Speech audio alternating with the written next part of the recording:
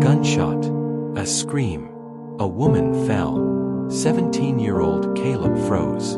The world tilted, and time seemed to stretch into eternity. His hands, trembling, gripped the cold metal of the pistol. His breath came in sharp gasps. It wasn't his hand that fired the gun, but the sound, the deafening crack of it, shattered his innocence forever. Her eyes, wide with terror, locked on his. Her breath was slow and labored, like a desperate final gasp for life. And then, in the next heartbeat, life drained from her, crimson blooming on her gown. The world around Caleb seemed to slow, the dust swirling in the air as if mocking the silence that followed.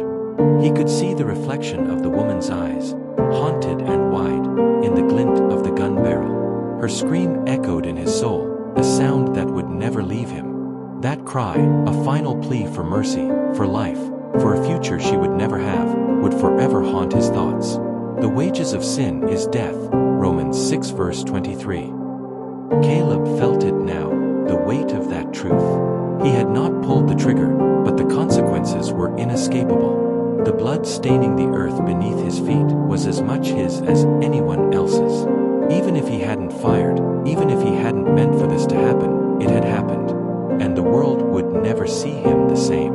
In the days that followed, posters with his face would hang in every corner of town. Wanted, murderer. His name would be cursed, and he would become a ghost in his own land.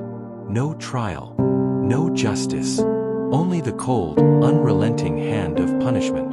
The noose was already waiting for him, a grim reminder that some mistakes are not so easily undone. And so, Caleb ran. He ran from the accusing stares of his neighbors, the weight of his guilt, and the shattered life of the woman whose name he would never know. But there was one thing he couldn't run from, the ghost of Sarah, his childhood love. Her laughter still echoed in his heart, a sound now wrapped in sorrow. He could not face her again, not after what he had done. His mother's touch, his father's once strong voice, all of it felt like a distant memory, a dream too painful to hold on to. He ran through the endless days, the oppressive heat of the Australian outback weighing down on his every step. It was 1851 in New South Wales, a land that seemed as barren and desolate as Caleb felt inside. The earth was cracked, the wheat fields dying, and his father, once a giant of a man, was now but a shadow of his former self. Caleb's family farm had withered under the relentless sun, and his father's illness, which had slowly stolen his strength, only worsened with time. His cough had deepened into a terrifying rasp, and the laughter that had once filled their home had faded into a painful silence. "My strength is dried up like a potsherd," Caleb would repeat to himself, Psalm 22 verse 15. It felt like every day was a battle for survival, battling against the sun, battling against the dying land, and most painfully, battling against a fading hope. He remembered the stories his father once told him, of land flowing with milk and honey, of abundant harvests and prosperity. But those stories were now just cruel dreams, memories fading like the dust that covered the cracked earth outside their home. Nights on the porch, after a meager meal, Caleb would sit alone with his mother's Bible, the worn leather cover the only connection to the faith that had once sustained him. But now, those ancient words felt distant, their power slipping through his fingers like sand. God, is this all? Dust and despair. Job 7 verse 6. There was no thunder, no lightning, no divine intervention.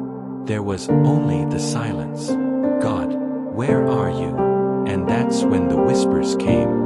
Boys with hard eyes, reckless grins, and promises of an easy escape. A noble lord, a chest of gold, a vulnerable carriage. A chance to save his father's life, to restore the farm to its former glory, to provide a future for himself and Sarah.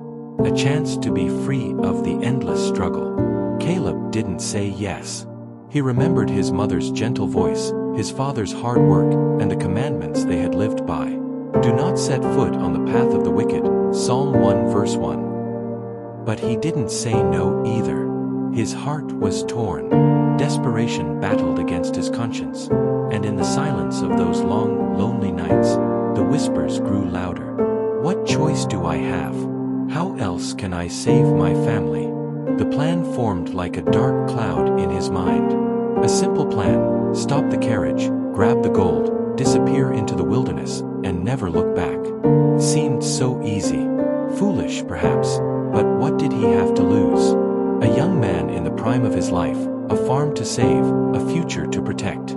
If he stole the gold, he could fix everything. He could save his father, save Sarah, and make everything right again. But Caleb could not shake the cold sweat that dripped down his back, the tightness in his chest, the fear gnawing at him. Fear has torment, 1 John 4 verse 18. The thought of what he was about to do made his skin crawl, but the thought of his family, of his future with Sarah, was stronger. That night, under a moonless sky, Caleb and the other boys ambushed the carriage. The tension in the air was unbearable, thick as the dust that hung in the dry night. The horses neighed nervously, the sound echoing in the stillness. Caleb's heart pounded in his chest as the men, weapons drawn, waited in silence for the carriage to arrive. Every second seemed to stretch into eternity, each moment feeling like a decision that would change his life forever. And then, it happened. The woman screamed. A gunshot rang out. A sound that would haunt Caleb for the rest of his life. He had not fired the gun. His hands had not pulled the trigger. But the shot, the sound of it, was enough to destroy everything. The woman fell. Time froze. Caleb's heart stopped. She lay there, her body crumpled in the dirt, her eyes wide and lifeless.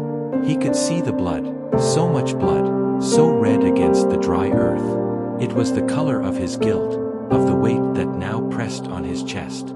Her scream still echoed in his ears, a haunting, never-ending reminder of the life he had taken, even if by accident. The consequences of his actions would never be erased. By morning, Caleb's face would be on wanted posters. Wanted. Murderer. His punishment was already written, even before he had a chance to explain. My punishment is greater than I can bear. Genesis 4 verse 13. He couldn't go back. He couldn't face his parents, his family, or the life he had known. The shame was too great. And so, he ran. With his father's hidden savings, money meant for his medicine, Caleb bribed a smuggler. A man with a scarred face and a gravelly voice offered him a passage to the new world. Caleb thought the sea would cleanse him, like Jonah fleeing from God. He thought maybe, just maybe, the vast ocean would wash away his shame. But the sea didn't cleanse him. The ship, a floating prison of despair and sickness, offered no escape from the torment that gnawed at his soul.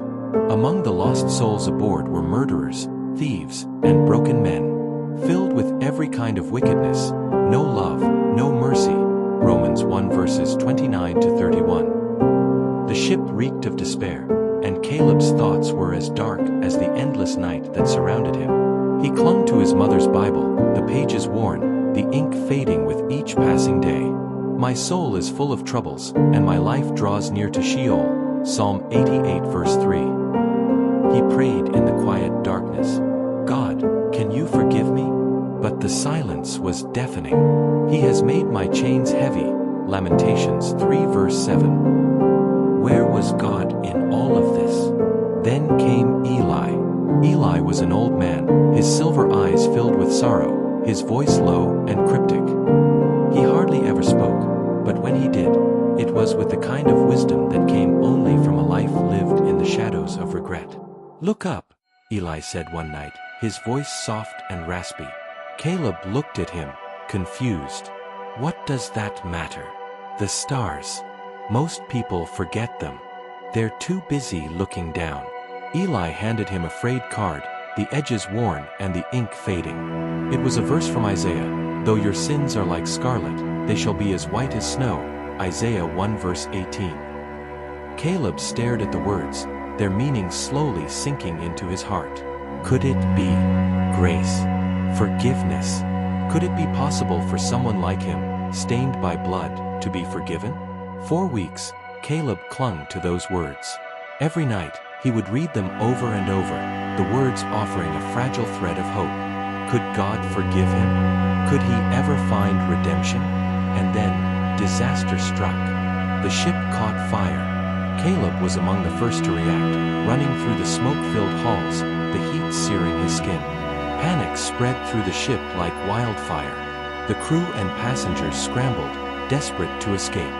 Caleb could have turned away, could have abandoned the chaos and saved himself. But something held him back. He heard a voice.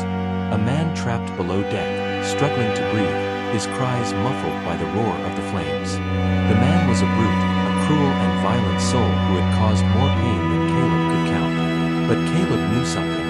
Every life, no matter how lost, was worth saving. Greater love has no one than this, that someone lay down his life for his friends. John 15 verse 13. With a strength he didn't know he had, Caleb rushed back into the fire.